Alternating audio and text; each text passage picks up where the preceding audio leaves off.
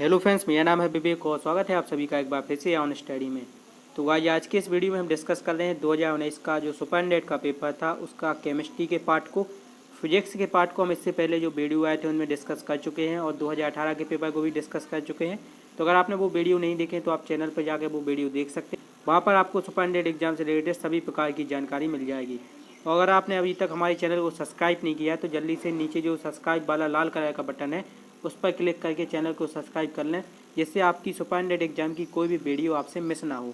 तो चलिए वीडियो शुरू करते हैं।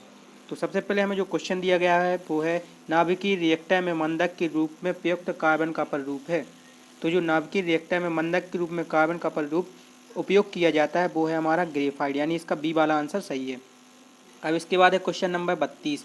हीरा विद्युत का चालन नहीं करता क्योंकि, देखो जो हीरा होता है वो इसलिए विद्युत का चालन नहीं करता क्योंकि उसमें मुक्त इलेक्ट्रॉन उपस्थित नहीं होते, इसलिए इसका आंसर हो जाएगा सी वाला, यहाँ कोई मुक्त इलेक्ट्रॉन उपस्थित नहीं। अब इसके बाद है क्वेश्चन नंबर 33। साबुन के अणु में होता है, तो जो साबुन का अणु होता है वो उसका जो अग्रभाग होता है वो जल स्नेही होता है और जो अंतिम भाग होता है वो जल विरोधी होता है, तो इसका आंसर हो जाएगा हमारा बी वाला। अब इसके बाद है क्वेश्चन नंबर 34। तेलों के हाइड्रोजनीकरण के दौरान इसमें से कौन सा उत्प्रेरक समानता प्रयुक्त होता है। तो जितने भी हाइड्रोजनीकरण क्रिया हैं उनमें जो समानता उत्प्रेरक उपयुक्त होता है उसका नाम है निकेल, इसलिए अगली बार भी ये क्वेश्चन आए तो इसमें आप निकेल ही टिक करें। अब इसके बाद है क्वेश्चन नंबर 35। ये शायद साफ नहीं है, इसमें लिखा है कोल के विनाशी अपघटन के द्वारा किसका निर्माण होता है। तो जो कोल का विनाशी अपघटन होता है उसके द्वारा अमोनिकल द्रव्य का निर्माण होता है, तो इसका आंसर हो जाएगा हमारा सी वाला अमोनिकल द्रव्य। इसके बाद है क्वेश्चन नंबर 36। इनमें से कौन से समअवयवी हैं। तो इसका जो डी वाला है ब्यूटेन एवं आइसोब्यूटेन ये समअवयवी हैं, तो इसका हो जाएगा डी वाला। अब इसके बाद है क्वेश्चन नंबर 37। कार्बन का अपर रूप जो ऊष्मा एवं विद्युत का अच्छा चालक है। तो जो कार्बन का अपर रूप है जो ऊष्मा तथा विद्युत का अच्छा चालक है वो है हमारा ग्रेफाइट। अब इसके बाद है हमारा क्वेश्चन नंबर 38। कार्बन परमाणु का स्वयं जुड़ने का गुण कहलाता है, तो कार्बन परमाणु का स्वयं जो जुड़ने का गुण है वो कहलाता है हमारा श्रृंखलन, इसलिए इसका आंसर हो जाएगा श्रृंखलन बी। अब इसके बाद क्वेश्चन नंबर 39। इनमें से कौन सा हाइड्रोकार्बन ईंधन के रूप में प्रयुक्त होता है। तो जो बी वाला हमारा हाइड्रोकार्बन है C4H10 यानी कि मीथेन, ये हमारा ईंधन के रूप में प्रयुक्त होता है। Question number 40। एल्डिहाइड का क्रियात्मक समूह है। तो जो एल्डिहाइड है उसका क्रियात्मक समूह है single bond C, double bond O और सिंगल बॉन्ड A, यानी कि जो ए वाला है इसका ये सही आंसर है। अब क्वेश्चन नंबर 41। क्षारीय KMnH4 की उपस्थिति में एल्कोहल के ऑक्सीकरण पर किसका निर्माण होता है। तो एल्डिहाइड का निर्माण होता है, इसका आंसर हो जाएगा ए वाला। अब क्वेश्चन नंबर 42। जब चूने के पानी में CO2 गैस को प्रवाहित किया जाता है तो वह दूधिया हो जाता है, इस दूधियापन का कारण है। तो जब चूने के पानी को CO2 में डाला जाता है तो जो दूधिया हो जाता है उसका कारण होता है हमारा CaOH2, यानी कि इसका जो ए वाला आंसर है वो इसका राइट आंसर है। Question number 43। 2 ब्यूटेन को दर्शाया जाएगा, तो इस पर इसका क्रियात्मक समूह लिखना है, तो इसका क्रियात्मक समूह यहाँ पे जो डी वाला है वो सही है, इसलिए इसका आंसर हो जाएगा डी वाला। अब आवर्त में उपस्थित तत्वों में समान होता है, तो जो आवर्त सारणी है उसमें तत्वों में जो समान होता है वो होती है कोषों की संख्या। ये वाला क्वेश्चन मोस्ट है, इसको भी याद कर लें।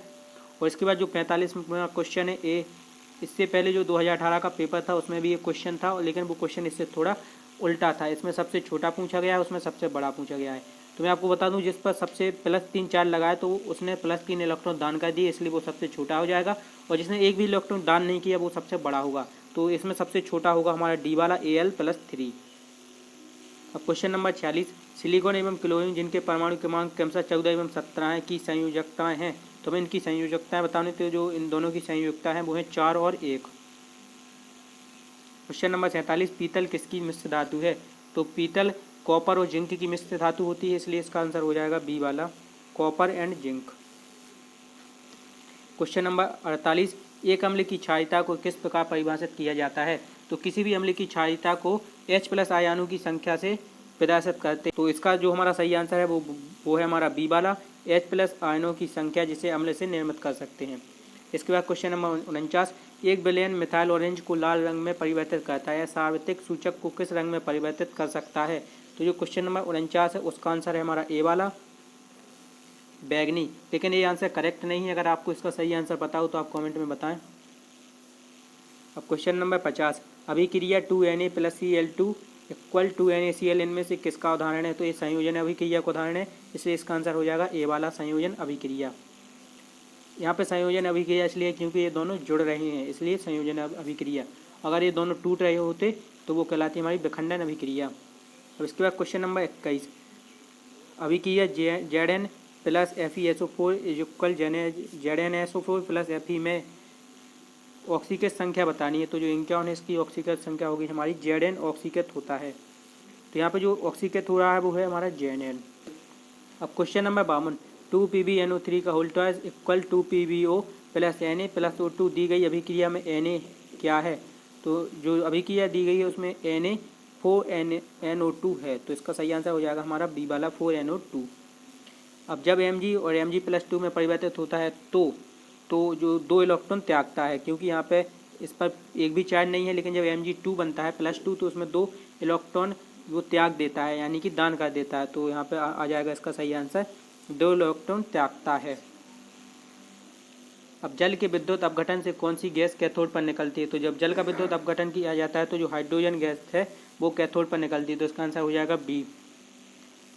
अब फेरस सल्फेट के ऊष्मीय अपघटन द्वारा लाल भूरे रंग का कौन सा यौगिक मिलता है?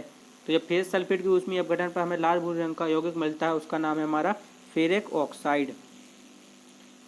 अब इसके बाद question number 56, H2 + Cl2 = HCl प्रक्रिया कहलाती है। तो ये भी क्या कहलाती है? हमारी संयोजन अभिक्रिया। तो इसका आंसर सही आंसर हो जाएगा बी।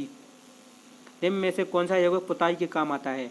तो जो लाइमस्टोन है वो पुताई के काम आता है, तो इसका आंसर हो जाएगा बी वाला लाइमस्टोन।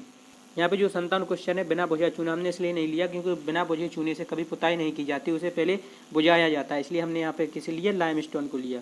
इसलिए आप इस क्वेश्चन में कन्फ्यूज मत लेना। अब इसके बाद हमारा क्वेश्चन नंबर 58, निम्न में से कौन सा यौगिक श्वेत और श्याम फोटोग्राफी में उपयोग किया जाता है? तो जो 58 है उसका आंसर हमारा है AgBr यानी सिल्वर ब्रोमाइड। ये हमारा फोटोग्राफी में उपयोग में लाया जाता है। इसके बाद है क्वेश्चन नंबर 59, सिल्वर की सतह पर बने काले लेप को क्या सूत्र क्या है? तो इसका मैं सूत्र बताना है, तो इसका सूत्र होता है Ag2S। अब इसके बाद है कैल्शियम फास्फोरेट दांतों की परत में होता है, इसकी प्राप्ति होती है। तो जो दांतों की प्राप्ति होती है वो क्षारीय होती है, और वो क्षारीय प्रकृति इसलिए होती है क्योंकि उसमें कैल्शियम फॉस्फेट होता है। तो इसका जो हमारा सही आंसर होगा वो होगा हमारा ए वाला। तो गाइस इसी तरीके से हमने अब 2019 का है उसका केमिस्ट्री का पेपर भी डिस्कस कर लिया है। अगले वीडियो में हम मैथ का पेपर भी डिस्कस करेंगे। और गाइस हम प्रीवियस पेपर को इसलिए डिस्कस कर रहे हैं क्योंकि जो हमारा पेपर आता है वो कम से कम उसमें से 30-40% क्वेश्चन प्रीवियस ईयर पेपर से रिपीट होते हैं, और हमें अगले बार के पेपर का जो मेथड है वो भी पता चलता है। इसलिए हम यहाँ पे प्रीवियस पेपर को पहले यहाँ पे डिस्कस कर रहे हैं। अगर हमने प्रीवियस पेपर को अच्छे से डिस्कस कर लिया तो हम सुपर 100 एग्जाम की जो हमारी सीढ़ी है उसमें हम एक कदम आगे बढ़ जाएंगे। तो एक बार आप इस पेपर को फिर से रिवर्स करके देख सकते हैं, वहाँ पे आप क्वेश्चन को याद कर लें। ये क्वेश्चन आपके लिए पेपर में काफ़ी मदद करेंगे। तो आज के लिए बस इतना ही, मिलते हैं अगली वीडियो के साथ, तब तक के लिए धन्यवाद।